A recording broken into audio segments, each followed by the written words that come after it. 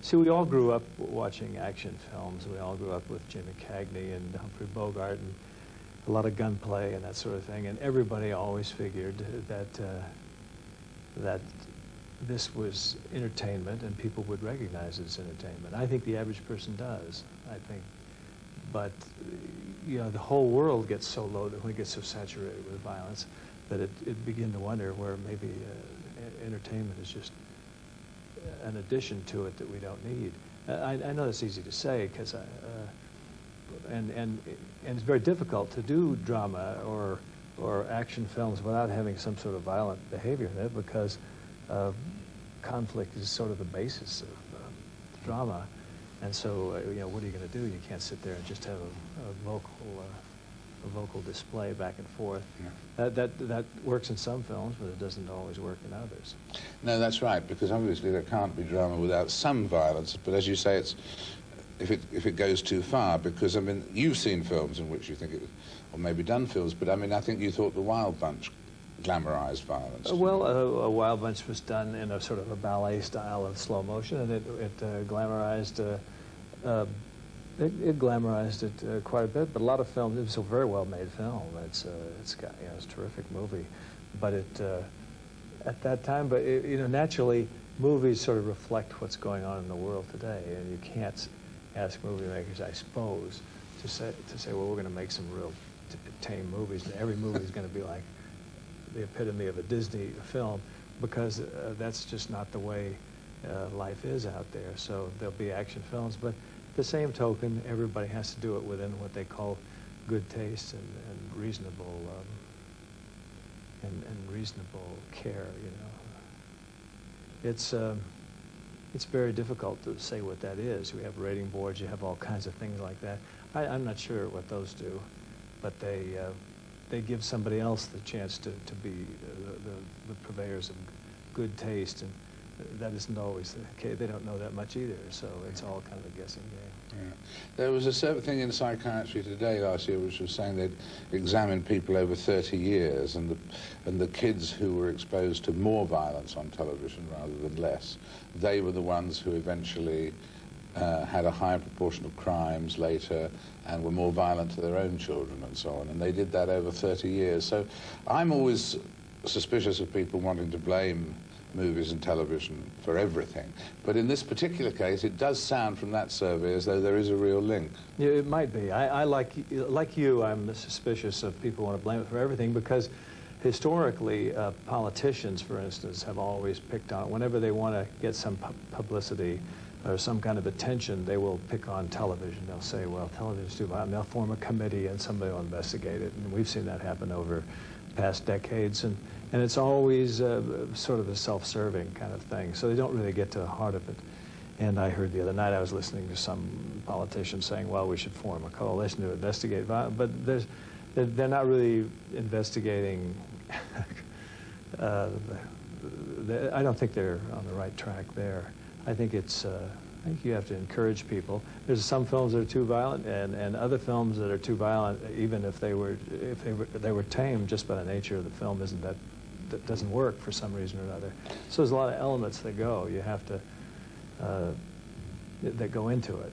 There's a lot of elements that are important, and everybody says, well, a good movie that has violence in it, you say, well, people will accept that because maybe it's balanced out, and maybe it has something good to say along with that, or something counterpoint to give out. But other films are just kind of wanton violence, and maybe an axe murder thing that just kind of goes on, and you think, well, Jesus. And it's dwelling lovingly on a shock can be the exactly. It can be the point where the taste is sure. And where do they get the idea for dwelling lovingly on the shot? Does that come from just sitting there, or perhaps they see a news? Sometimes you see the late news at night, and they'll dwell lovingly on an accident or some piece of mayhem that's going on in the world. They'll dwell lovingly on it too. Yeah. And even the Rodney King case is as shocking as that was to the world, and it should be. People should be conscious of the shock. They ran that thing over and over and over again, and if people really are abhor violence, they wouldn't. There comes a point when you say, okay, the public knows about this and is aware, and now let's let's not just commercialize on it. And the problem is, of course, as you say, is if it's glamorized in the sense that there was a case of a Harvard professor, a 13-year-old boy had a gunshot wound, and he was shocked in hospital that it hurt, because that part had been left out of all the movies he'd seen. Like you're talking about death now. You know. Well, that's precisely what we tried to do, is to make it hurt and make it uncomfortable for the audience. Is that this is not something you're rooting for. You're not rooting for more of this particular event, and it should be something you know. Now a lot of violent situations in films are set up by a violent situation in which there can be some sort of revenge or retribution. And that is a great emotion that appeals to a lot of people. And we have that in this too. But at the same token, along the way, a lot of innocent people who get killed. It's not just villains that are killed, and the innocent are the people who usually suffer the most in wars or even neighborhood mayhem. Newsweek said the darkness at the core of this film is in Eastwood's sorrowful view of human nature, Protestant in its sense of original sin. Is that right? Well, sorrowful view of human nature? It's that's one person's interpretation of it, and it could be. He's obviously it does have it. If you go back through history and you start out what we're taught is very much kids were taught right away to read the Old Testament, and right away you get into some terribly violent acts that are, whether fictional or otherwise, they impress upon you this kind of. They can give you, there's sort of a dark mood, even some of the biblical tales, and that just permeates right on through the history of mankind as we know it. And mankind throughout the Crusades and wherever right on down the line has been capable of a tremendous amount of violence, and there's no religious aspect to this film other than the fact that it's within the soul of William Money and others that have to, and his partner Ned Logan, what's happened to them in the past, and it's a lot of things they're not very proud of. And it's the soul of man. It's the soul of man that is just brought out of the earth and out of being. It's not due to any organized religious leader saying this is what's going to happen to you because what you've done, you know, or you're punished. God will punish you or what have you. I mean, he's just living with his own torment, and that just came out that way. Obviously, he was married to a woman who, through trying to instill in him a better way to live, she also somewhat punished him within his own guilt. Talking of guilt and the religious aspect in the film, has there been an important religious aspect to your life so far? Oh, I suppose there have been some along the way, but and I do sometimes in films, though don't ask me for an example right away. I do some symbolic things sometimes that parallel various religions. But is it important to you personally, God? Well, but I take it in a personal way very much. To me, I'm not a member of an organized religion, but I've always felt very strongly about things. I guess especially when I'm out in nature. I guess that's why I've done so many wide open films out in nature. But religion, I think, is a very personal thing, and so I really never discuss it or philosophize out loud about it. I just kind of, you're sitting on a beautiful mountaintop or up in the Rocky Mountains or wherever. And the Grand Canyon is something, and yet all of a sudden you can't help but be moved that an awful lot of time has gone by on this planet, and mankind's part of it all was about like that. And so do you think, well, how did that all come to be? You know, so you can go on forever within your mind, but it's fun to philosophize on it as long as it doesn't drive you to jump off the cliff.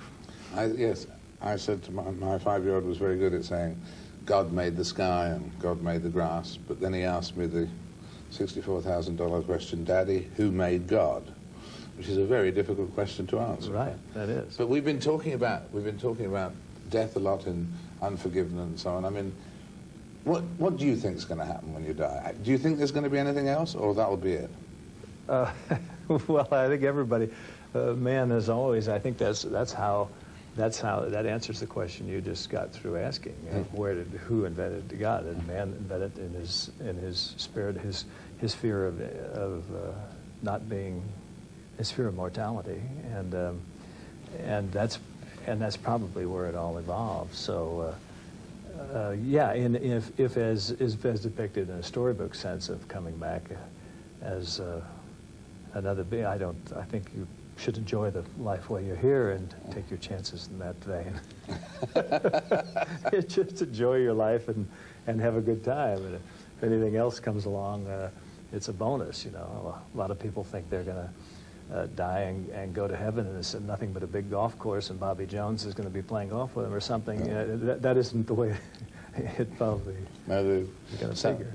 Can you see a pattern in your heroes, as people say, that independents, outcasts, loners, cool, rejecting society's answers? Do you see a pattern in a lot of your heroes? I don't know. I've kind of branched out a lot from. I've played a lot of loner characters, but I've also played a lot of people over the years that. And I prefer this, playing someone who has to overcome an obstacle within himself as well as the obstacle of the film. The basic obstacle of the drama unfolds before him, but he also has something within himself that he has to overcome, whether it's, and I guess The Unforgiven would really typify that, but other films, Tightrope and The Gauntlet, various films along the way have had that element of it, and that gives an extra punch to the actor to have to portray, and it's something that if you can get that across the audience, that makes it much more interesting. And there's a difference between the westerns and the other films. On the westerns, what explains the abiding fascination with the western, do you think? I guess it's kind of a time in history when mankind maybe had a little bit of say about what happened with him, and for a moment a little figure on a big canvas, and that it gives you the size of man's relativity maybe to the planet, but at the same token, he doesn't rely on society, or he can only rely